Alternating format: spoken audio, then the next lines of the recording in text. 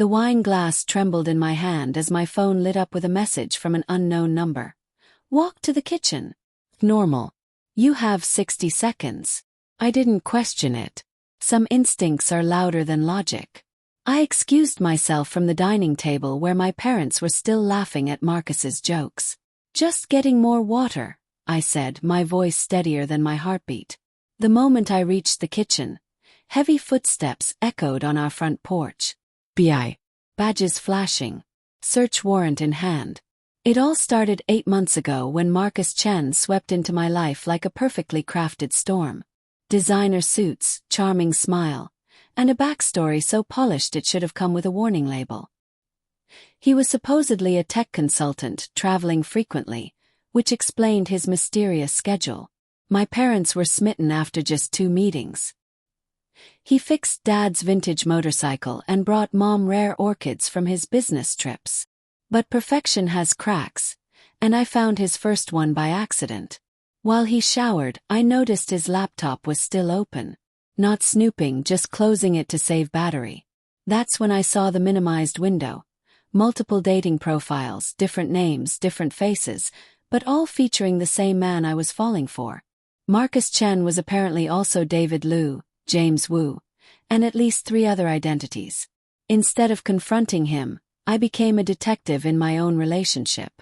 I started documenting everything. Screenshots of conversations where his stories didn't align. Photos of his work documents that I discreetly captured. I even installed a voice recorder app during our dinner dates, catching him in lie after lie about his past. The deeper I dug, the darker it got. Marcus wasn't just a casual liar. He was a professional predator. I hired a private investigator using money from my emergency fund, and what she uncovered made my blood freeze. 7 other women across 3 states. Same pattern. Charm, move in quickly, gain family trust, then systematically drain bank accounts before vanishing. But I was different. I was the one who caught on before the final act. Instead of running, I decided to flip the script. I became the hunter. I started feeding him false information about my finances, claiming I'd inherited money from a grandmother.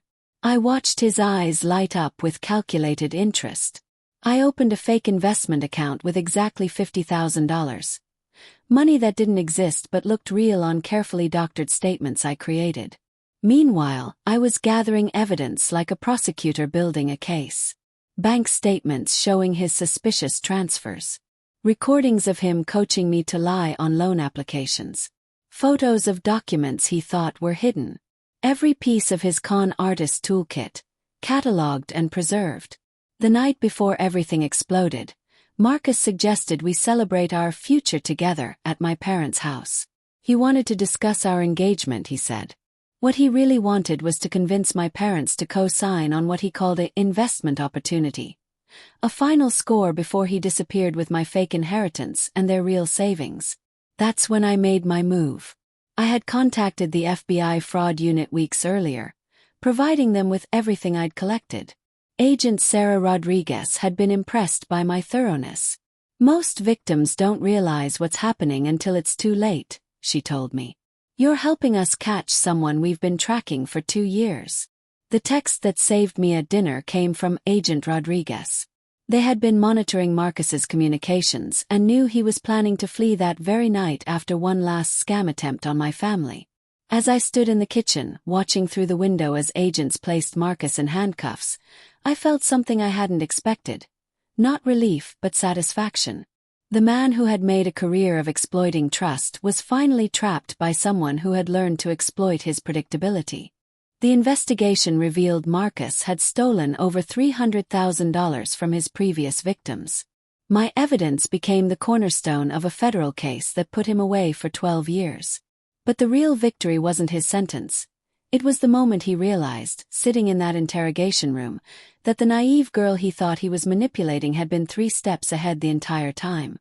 6 months later, I received a letter from him in prison. Just 4 words. You played me perfectly. I never wrote back. Some games end with silence.